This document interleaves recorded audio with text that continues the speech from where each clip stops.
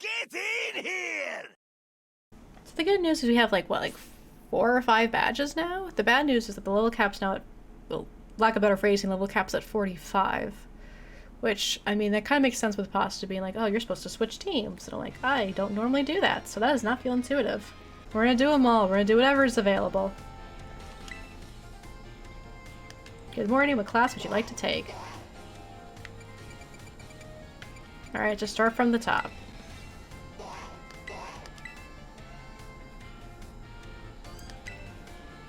Biology.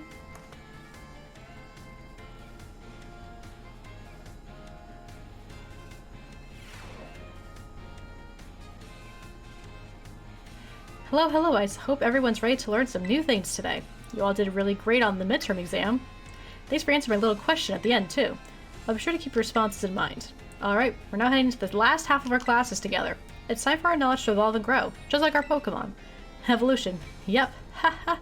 Evolution. Today we're going to learn about the fascinating phenomenon of Pokemon evolution. As your Pokemon battle and level up, they learn moves and get stronger. For some Pokemon, once they leveled up enough, their appearance changes and their stats increase, sometimes by a lot. That's Pokemon evolution. Pokemon become very strong when they evolve, making them trusty partners in battle. But some people prefer to keep their Pokemon in their adorable pre-evolved states. To do this, you just need to remember a certain button when your Pokemon begins to evolve. Stay with me if you already know. To cancel evolution, you press the B button. That's right, everyone. B for best answer. The button you'll want to The button you want when you need to stop a Pokemon from evolving is the B button. If you press this button soon after a Pokemon begins to evolve, you can stop it from changing. You can also let the Pokemon hold an item known as an Everstone to keep it from evolving. And keep in mind that requirements for evolution differ from Pokemon to Pokemon. Some may evolve by having a certain item, such as a Firestone or Thunderstone, used on them. Others may have to learn a specific move or defeat a specific Pokemon in battle to evolve. The way Primeape evolves into Annihilape is especially strange. I don't know what an Annihilape is, but sounds cool. You see, there's a certain move that... Oops, sorry, looks like we're out of time. I guess we'll have to end the class here today. Thank you all for your attention. But what's an Annihilape? What does it need to know? I saw Minkies earlier. I don't know if I ended up catching one. Oh well. Is there more biology classes? I'd rather just, like, get them all out of the way.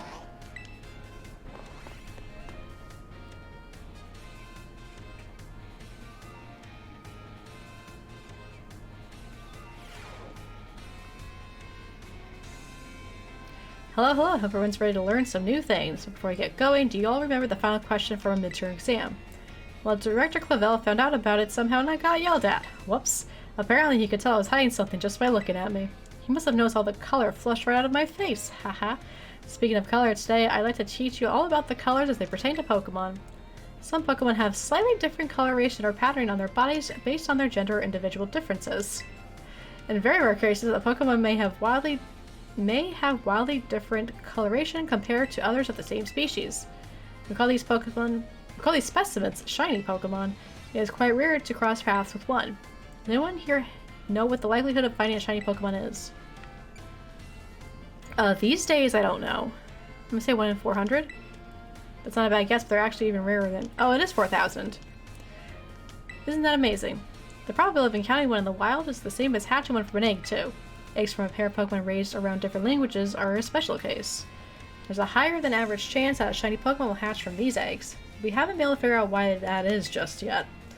I've also heard rumors of a charm that increases your likelihood of finding shiny Pokemon when you have it in your bag. Can you believe that? This claim can't be scientifically verified, but it sure would be fun if it were true. Home ec. Whoops, there's the bell. That's all for today. Thank you for your attention. We'll get to the home ec. These classes are quick.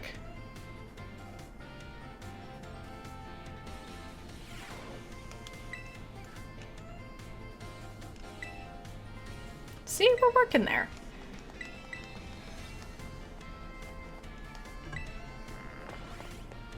Give us like 10 minutes and we'll be home ec central.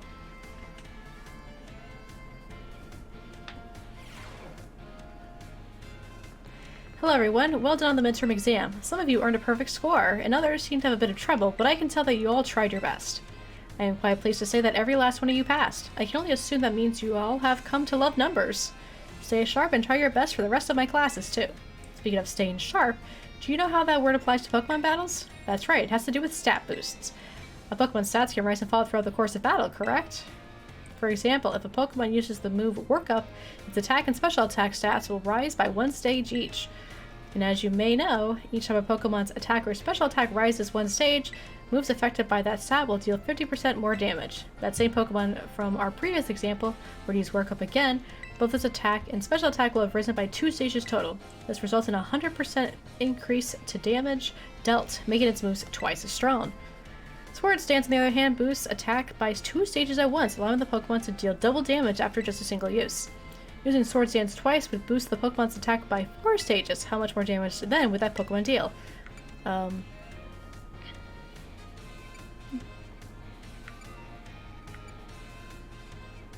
Quadruple damage?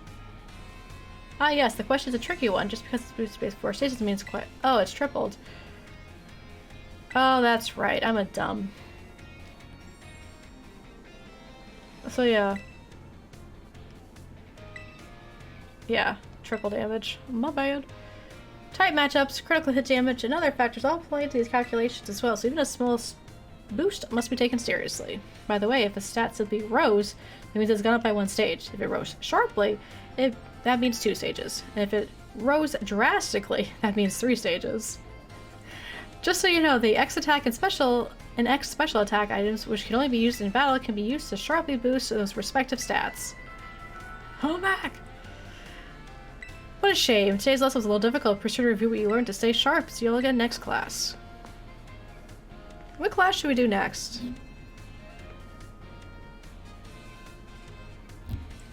I think we should do more math. You know me, I love math. I love math. It's my favorite subject in the world. Math.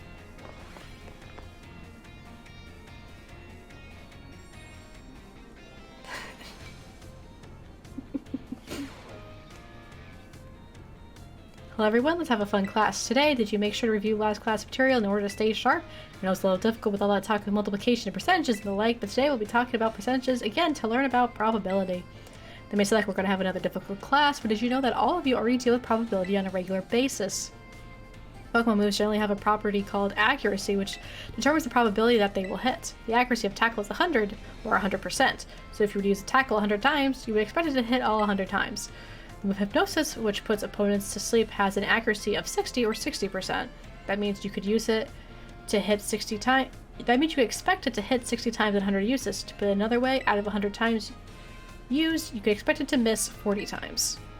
Many of the truly powerful moves often tend to have lower accuracy, so when you're deciding whether to go slow and steady with moves that are sure to hit, or hard and fast with stronger but less accurate moves, you're already studying probability.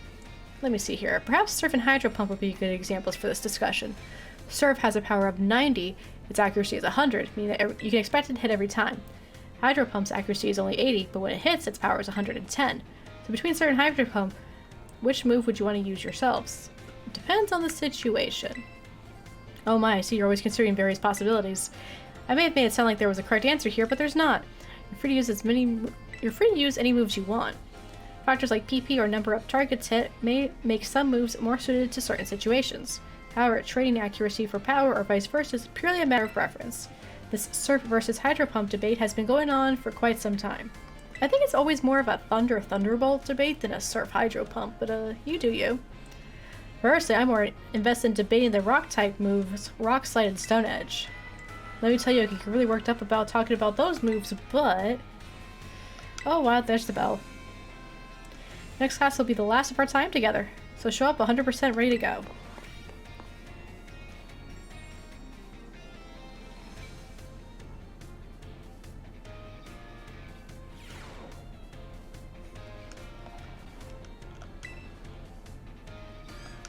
Surf's the right answer. I mean, that's what I would do.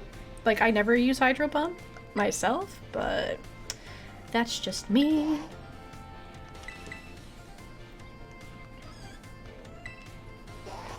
Alright, the fam's coming home soon. I gotta run through these. I'm also hungry, so sorry if you hear that. Greetings, my little students. Whatever you did yesterday is now a part of history. I was hoping to continue unraveling the marvels that history has presented to us today. However, I imagine your ability to concentrate has been spectacularly derailed by my midterm. I suppose changing things up for fun and variety may be a good idea every now and then. So let me tell you an old fairy tale that has been passed down in Paldea for generations. Once upon a time, there was a king who very much enjoyed collecting treasure. He was particularly fond of treasures from other countries. One day, a merchant from the east heard rumors of this king and came to meet him. The merchant laid out 4 treasures in front of the treasure-loving king. The 4 treasures were as follows: a vessel, a sword, a set of tablets, and a set of beads. He showered the merchant with gold coins and claimed all 4 of the treasures for himself. Perfect time to make eye contact, young Rise, and answer me this. I said that one of the treasures was a set of tablets. What do you think these tablets were?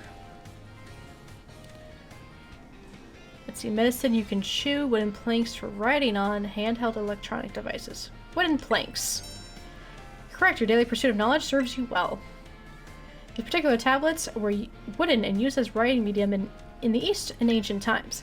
As you may know, they fell out of popular use as paper became more universally available. For the king to consider these paper substitutes treasures, they must have been of superb quality, and or perhaps they had some amazingly profound teachings written on them. So the king obtained these 4 treasures, and on that very night, it is said that a terrible disaster rained down upon his castle, reducing it all to rubble by dawn. Oh, it's the time already. I wasn't done with my story, but alas, so ends today's lesson. If you're interested in how the story ends, you may come see me outside class hours. Is that something I'm supposed to do? Won't be doing it. At least not today, but, you know. I get like 20 minutes to wrap these all up. And then that's going to be the end of the stream, is after these classes. Her hair is twitching? Yeah, it does that. Also, like, the other kids in class, their hairs kind of always do weird things. Greetings, my little students. We did yesterday is now a part of history. We'll continue to unravel the marvels of history that's presented to us. I trust you all remember our lesson before the midterm exam concerning the great crater of Paldea and its interior, Area Zero. The mysterious crater captured the imaginations of many, including the foreign Paldean Empire. 200 years ago, a group of explorers came to finally reach its depths. They were the team that achieved this great defeat was the Area Zero expedition. The team is said to have been made up of Paldea's best and brightest. Skilled battles, brilliant researchers, talented individuals of all kinds. Amongst the list of team members was the name of a man who was an author and a brilliant natural historian, Heath. After returning from the expedition to Area Zero, he used its literary talent to record the events of the expedition and publish them. Perfect time to make eye contact. Let's see if you were paying attention. What was the name of the team that first made it to the deepest expedition? To pick up on a remember a term, I simply slipped into the flow of lecture. You really are quite the clever one. The correct name of the team was Area Zero Expedition. The record of their activities ran by the expedition member Heath can be found in the bookstores and the like even today. This record is known as the Violet Book. At the time, the entire region of Paldea was absolutely buzzing about Area Zero. The Violet Book was so popular that practically everyone had a copy. However, the book itself was full of fantastical descriptions and illustrations of things that could never be thought of as real. The masses began to call Heath a liar. Even the truth of the expedition making it to the bottom of the crater was called into question. The Violet Book was condemned to the shelves of used bookstores and just another book of wild paranormal stories. There's a copy of one of the bookshelves on the ground floor of the entrance hall. Feel free to have a read if you're interested. Whew. That was quite the read. All this is reminding me of Made in Abyss, for anyone who's ever watched that.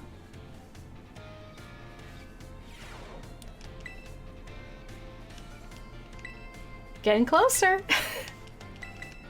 Getting closer.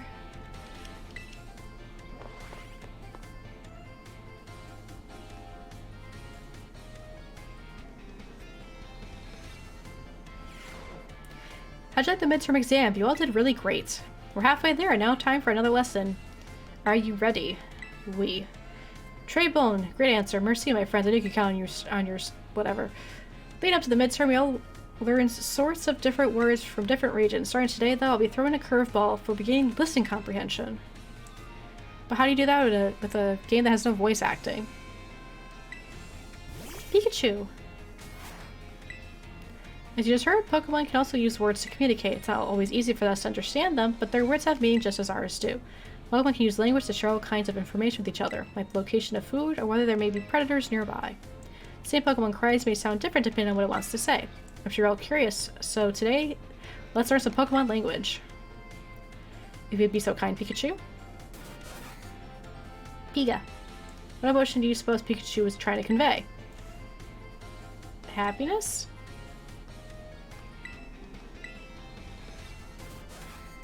He looked happy when he was saying it.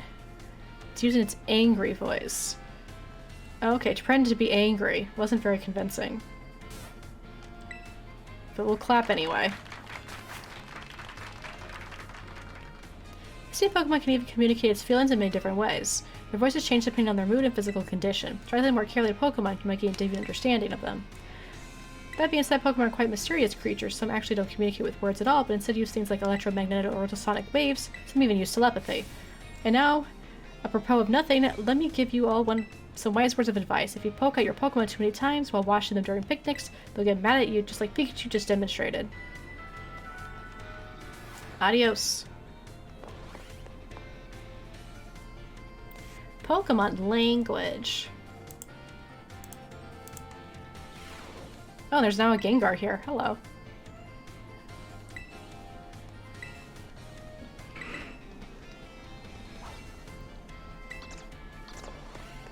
I feel like we're accomplishing a lot today.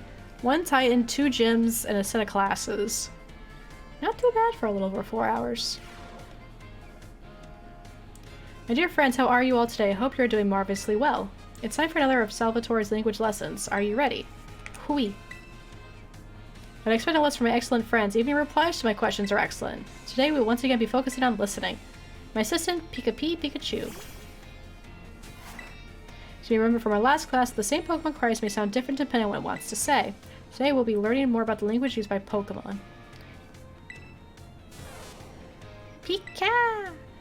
Sounds a little bleak, doesn't it? Its voice seems to be a lower pitched too. Oh. Sadness? Ding ding, that's right. Fantastic. What Pikachu says.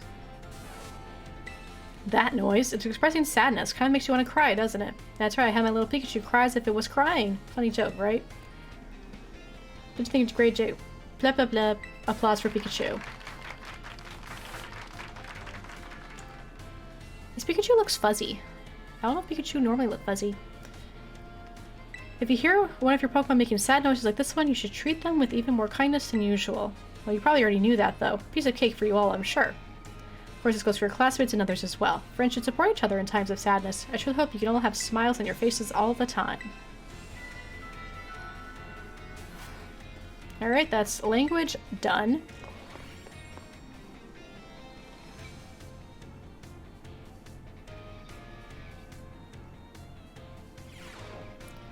Next.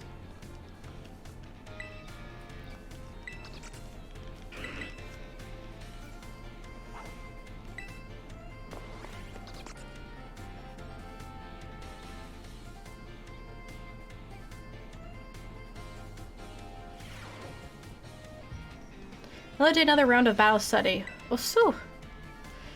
You all gave everything you had on the midterm exams. Well done. We'll assume our regular class today, so keep up the energy for the second half of the term. Have you all been using the Arband to send out your Pokemon? If you do, your Pokemon will run off in the direction you're facing. It's a super useful tactic that lets your Pokemon pick up faraway items for you, and that's not all. If there's a wild Pokemon near you, where you send your Pokemon, they'll start battling each other. We call those battles auto battles. This is the name implies your Pokemon will act on its own during auto battles, meaning you won't have to give it any commands. And if your Pokemon wins, it'll get experience points just like it would in a regular battle. If you make it into these battles, they can be a really efficient way to train your party. If you want to remember that Pokemon won't evolve or learn new moves right away if they level up from an auto battle. So if a Pokemon loses an auto battle, it'll come back with just a small amount of HP left. Make sure to heal it up right away. Oops, I just about to the whole class as a one-sided lecture. Does anyone have any questions? Nope. Great, you're all ready to go. Even in our auto battles, our Pokemon are out there battling for us, they're trainers. Keep an eye on them as much as possible, and if it looks like they're going to lose, be sure to have them retreat. It goes without saying, but Pokemon with low HP are already worn out. Probably won't enjoy auto battles as much. In conclusion, auto battles only work if the trainer and their Pokemon have a relationship of mutual trust. Be smart with how you use the auto battle so you don't lose the trust of your Pokemon. She really tries to fit in battles, but never quite gets there.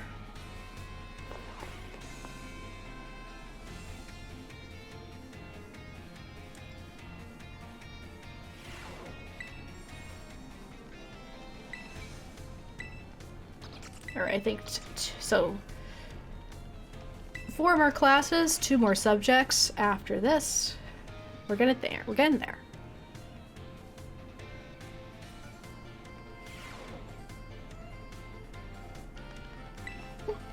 Excuse me. I hope you'll give Auto Battles a shot like we talked about last class.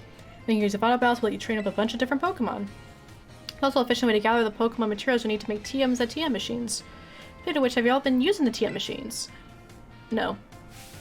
I sure hope so, because it's a pop quiz time. To create TMs, you need Pokemon materials and one other thing. LP? Okay, cool. Apparently I'm a pro. Correct answer is leak points, or LP for short. You can give leak points and Pokemon material to TM machine to create TMs, but that's not all. You can also exchange Pokemon materials at a TM to get LP. I recently heard about some shady individuals getting LP illegally using a technique called packing? Or something like that. I don't know if you get involved in bad stuff like that, got it? Anyway, you can also add TMs that you want to make to your watch list, so keep an eye on the materials you need to gather. In conclusion, in order to make TMs, you need Pokemon materials, and if you want to get a hold of lots of materials, you'll have to battle all kinds of Pokemon. You were gonna battle, but now we're not gonna.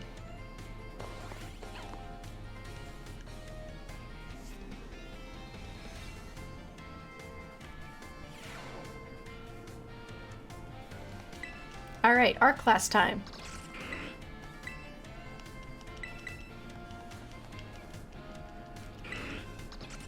I am really trying to speed through this. I want to finish before people get home. It'd just be easier if I do. Hello class, it is I, Hassel, yet again. I'm pleased to say that everyone did well on the midterm exams. As a special reward for all your hard work, we have a special guest visiting us today. Now then, Brazy, please come in. Greetings. Oh, it's what's his grassy face. Maybe his name's Brassy, because it rhymes with grass. I am Brassius. Oh, yep. I am an artist, and I focus exclusively on grass-type Pokemon for my work. Brassius here mainly creates three-dimensional pieces such as statues and the like. One of his major works is an installation titled Surrendering Sunflora, found in Artisan. Many of you who have challenged the Artisan gym are no doubt familiar with these sculptures. Yes, I do recognize some faces among your students. I hope you'll understand how fortunate you are to be able to attend Haas's classes. Well, Haas is the man who saved me when I had lost all hope and given up on myself. But he never gave up on me. I do not exaggerate when I say that he is a mentor in my life. It is precisely thanks to Haas that I was able to establish my current art style. Ah, dear Brassy. I've got nothing against reminiscing about old times, but today I hope you'll guide this class in a way only you can. Oh, Penny's in this class. Of course. Let's see. Why don't we discuss what Haas mentioned, Surrendering Sunflora. Can anyone here tell me what my mood was when I crafted its detached expression? Sad mood? No, completely and utterly wrong. When I met that sculpture, I had surrendered all hope. I was prepared to give up everything. I resolved to give up my life as an artist if that piece did not receive proper recognition. Hence the name Surrendering Sunflora. That's exactly it. When I started out as an artist, I experienced many hardships. I even became deathly ill and fell into a slump that drove me to desperation. I began worrying about only what I would sell. I was concerned only with fame and fortune. But all my pieces during this time had no depth. They were all shallow trash. It's when I met Haas. He helped me realize how petty I was being. I'll spare you the details, but in the end I was able to leave it all behind. And that's also when I crafted the Sunflora. Remarkable, even I did not know the full story until now. This kind of thing is hard to tell someone, especially when they're so close to you. No, I don't doubt that you adolescents will often find your heads crowded with worries. My advice to you is simple. Be honest with yourself and do whatever your heart desires. So long as you don't cause trouble, that is. That's all from me. I must admit, I'm beginning to feel a bit embarrassed, so I bid you farewell. And farewell to your pupils as well. And he's gone. Oh, Brassy, I can't believe such a wonderful class. Thank you so much. Wow, he is really touched.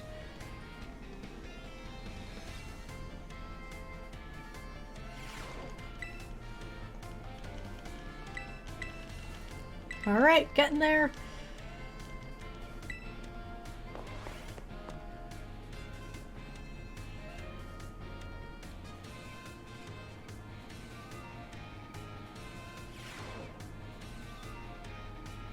Fellow classes, I hassle yet again. First, allow me to apologize for my composure during our last class. I was so troubled by Brassius' story that I simply couldn't contain my emotions. I'm sorry for making such a scene. Certainly got a very stern talking to from Miss Time after that class. Yes. Anyway, let's shift gears and dive into the material for today's class. Now, have any of you heard of the 10 Sights of Paldea? Have you heard of the 7 Wonders of Twilight Town?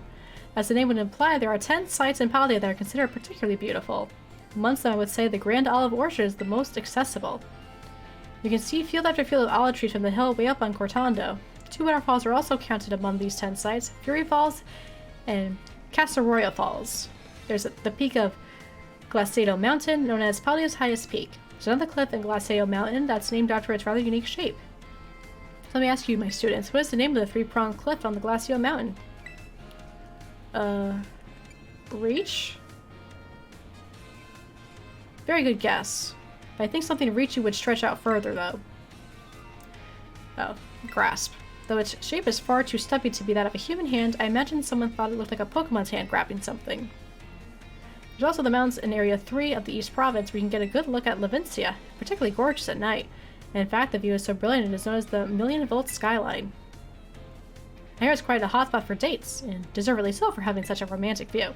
I imagine it's, what do the kids say these days, a very fleek selfie spot? Of course, you may feel that's not all 10 sites.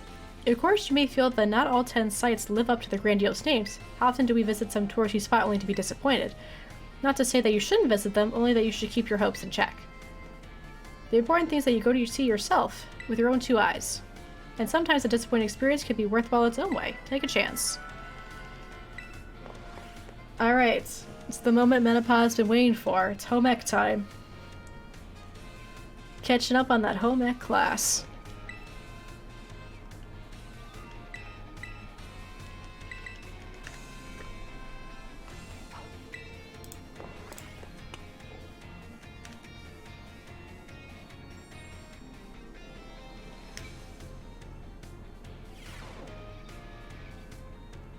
Put away your phones and it's time to begin class. Though some of you may have to retake the midterm exam multiple times, I'm glad to say the majority of the class passed without issue.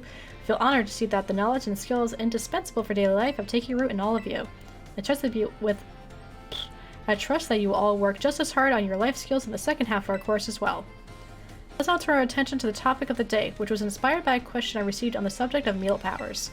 The student who asked this question is a young man who enjoys the culinary arts. He tells me he regularly researches culinary techniques on his own and pays careful attention to the ingredients he uses. He also spends day and night studying all aspects of the culinary arts. Yet despite this, he is baffled by his inability to increase the effectiveness of his meal powers.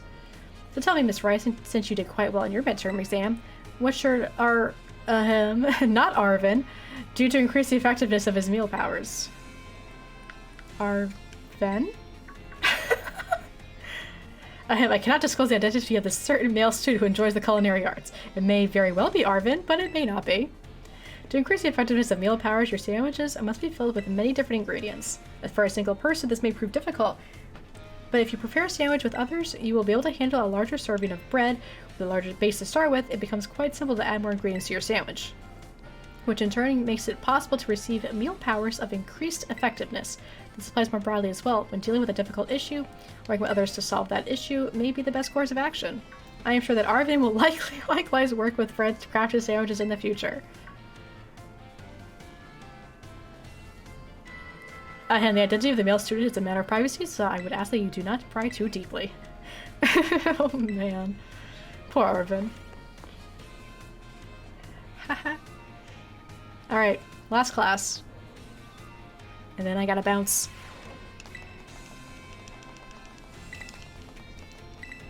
It's nice to know that the school lets you take classes whenever I want. Fuck anybody else's schedule.